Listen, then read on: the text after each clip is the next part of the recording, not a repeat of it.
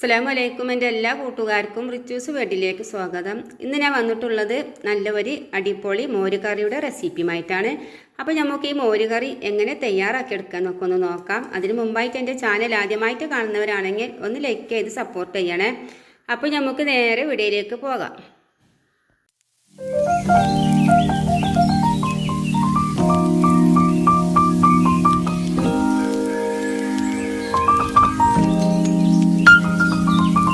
ഈ ഒരു കറി തയ്യാറാക്കാനായിട്ട് ഞാനിവിടെ എടുത്തിട്ടുള്ളത് ഒരു മുറി തേങ്ങ ചെറുകി എടുത്തിട്ടുണ്ട്. അതിലേക്ക് ഞാൻ പാകത്തിന് മഞ്ഞൾപ്പൊടി ഇട്ട് കൊടുത്തിട്ടുണ്ട്. പിന്നെ നല്ല ജീരകം ഞാനിവിടെ ഒരു അര സ്പൂണാണ് എടുത്തിട്ടുള്ളത്. ഇതിൻ്റെ ചൊയ കൂടിപ്പോയാൽ ചിലവർക്ക് പറ്റൂല, അപ്പോൾ പാകത്തിന് ഞാൻ എടുത്തിട്ടുള്ളൂ. പിന്നെ അത് 3 പച്ചമുളക്, ഒരു വെളുത്തുള്ളിൻ്റെ അല്ലി, കുറച്ച് ചെറിയ ഉള്ളി നമ്മൾ മോരുകറിയൊക്കെ ഉണ്ടാക്കുമ്പോൾ തോനെടുക്കുന്നത് നമ്മുടെ കറിക്ക് നല്ല ടേസ്റ്റ് കിട്ടും. അപ്പോൾ അത്രയാണ് ഞാൻ അരക്കാനെടുത്തിട്ടുള്ളത്. ഇതവിടെ 2 പച്ചക്കായ എടുത്തിട്ടുണ്ട്. ഈ പച്ചക്കായ ഇനി നമുക്കൊന്ന് ചെറുതാക്കി കട്ട് ചെയ്തെടുക്കണം. അപ്പോൾ നമുക്കിതൊന്ന് കട്ട് ചെയ്തെടുത്ത് വരാം. അങ്ങനെ പച്ചക്കായ ഞാൻ കട്ട് ചെയ്തിട്ട് നല്ലോണം കഴുകിയിട്ട് കുക്കർക്ക് ഇട്ട് കൊടുത്തിട്ടുണ്ട്. ഇത്തിരി മഞ്ഞൾപ്പൊടിയും ഒരു 3 പച്ചമുളകും ഇട്ട് കൊടുത്തിട്ടുണ്ട്. നമുക്ക് പാകത്തിന് വെള്ളം ഒഴിച്ചിട്ടൊന്ന് വേവിച്ചെടുക്കാം. കുക്കറിൽ ഇട്ട് കഴിച്ചിട്ട് ഇത് വേവറൊന്നുമില്ല. ഒറ്റ വിസിലടിച്ചാൽ നമുക്ക് തീ ഓഫ് ചെയ്യാം. ഇനി നമുക്കിതെല്ലാം കൂടെ ഒന്ന് അരച്ചെടുത്ത് വരാം.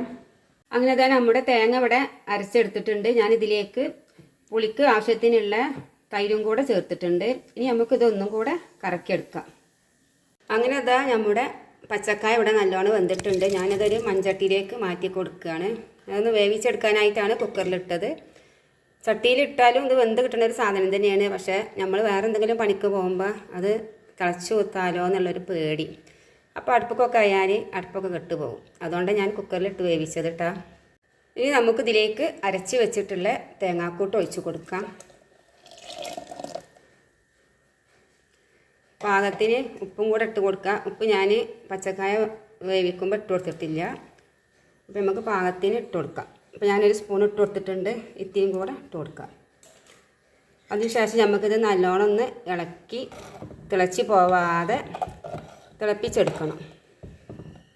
നമ്മുടെ മോരുകറി ഇവിടെ തിളച്ചിങ്ങാണ്ടിരിക്കുന്നുണ്ട്. ആ സമയത്ത് നമ്മൾ എന്ത് ചെയ്യണം? നമ്മൾ നല്ലോണം ഇളക്കി കൊടുക്കണം. തിളച്ച് മറിയാൻ അയക്കരുത്. ഇതുപോലെ കുറേ സമയം ഇളക്കി കൊടുത്തുങ്ങാണ്ടിരിക്കണം. അപ്പോഴാണ് നമ്മുടെ കറിക്ക് നല്ല ടേസ്റ്റ് ഉണ്ടാവുക. അത് ഏത് കറി ആയാലും, മോരുകറി മോരുകറിൻ്റെ കാര്യമാണ് ഞാൻ പറയുന്നത്. അപ്പോൾ ഇതുപോലെ പച്ചക്കായ ഉണ്ടെങ്കിൽ നമുക്ക് നല്ലൊരു മോരുകറിയൊക്കെ തയ്യാറാക്കാം. ചേന, കുമ്പളങ്ങ, കറുമൂസ ഇത് മാത്രമല്ല മോരുകറി ഉണ്ടാക്കാൻ പറ്റുക. പച്ചക്കായും മോരുകറി ഉണ്ടാക്കാൻ പറ്റും. അങ്ങനെ നമ്മുടെ കറി ഇവിടെ നല്ലോണം തിളച്ചിട്ടുണ്ട്. ഇനി ഞാൻ തീ ഓഫ് ചെയ്യാണ്. ഇനി നമുക്കിതൊന്ന് വറവിട്ടെടുക്കാം. കറി വറവിടാനായിട്ട് ഞാൻ ചീനച്ചട്ടി വെച്ചിട്ടുണ്ട്. അതിലേക്ക് ഞാൻ വെളിച്ചെണ്ണ ഒഴിച്ച് കൊടുത്തിട്ടുണ്ട്. വെളിച്ചെണ്ണ നല്ലോണം ചൂടായിട്ടുണ്ട്. നമുക്ക് കടുകിട്ട് കൊടുക്കാം.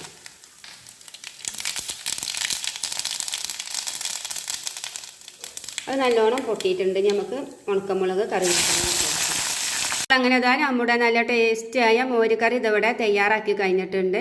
അപ്പോൾ പച്ചക്കായ കിട്ടുമ്പോൾ എല്ലാവരും ഇതുപോലൊക്കെ ഒരു കറി തയ്യാറാക്കി നോക്കി. നല്ല ടേസ്റ്റാണ്. നമ്മൾ കറുമൂസ, അതുപോലെ കുമ്പളങ്ങ, ചേന ഇതുകൊണ്ട് മാത്രമല്ലേ മോരുകറി തയ്യാറാക്കിയെടുക്കുക. അപ്പോൾ ഒരു വെറൈറ്റി കറി ആയിക്കോട്ടെ. പച്ചക്കായ കിട്ടുമ്പോൾ എല്ലാവർക്കും ഇതുപോലൊക്കെ ഒരു മോരുകറി ഉണ്ടാക്കി അതിലേക്ക് എന്തെങ്കിലും ഒരു മീൻ പൊരിച്ചതോ അല്ലെങ്കിൽ ഒരു മുട്ട പൊരിച്ചതോ അല്ലെങ്കിൽ ഉണക്കൽ പൊരിച്ചതോ എന്തെങ്കിലുമൊക്കെ ഉണ്ടെങ്കിൽ നമുക്ക് അന്നത്തെ ഊണ് കേമമായി. അപ്പോൾ എല്ലാവരും ഇതുപോലൊക്കെ ഒന്ന് ഉണ്ടാക്കി നോക്കുക. അപ്പോൾ എൻ്റെ വീഡിയോ ഇഷ്ടപ്പെട്ടാൽ എല്ലാവരും ഒന്ന് സബ്സ്ക്രൈബ് ചെയ്യുക, ലൈക്ക് ചെയ്യുക, കമൻറ്റ് ചെയ്യുക. അതുപോലെ നിങ്ങളുടെ കുടുംബക്കാർക്കൊക്കെ ഒന്ന് ഷെയർ ചെയ്ത് കൊടുക്കുക. അപ്പോൾ വീണ്ടും നമുക്ക് നല്ലൊരു വീഡിയോയുമായിട്ട് കാണാം ഇൻഷാ അല്ലാഹ്.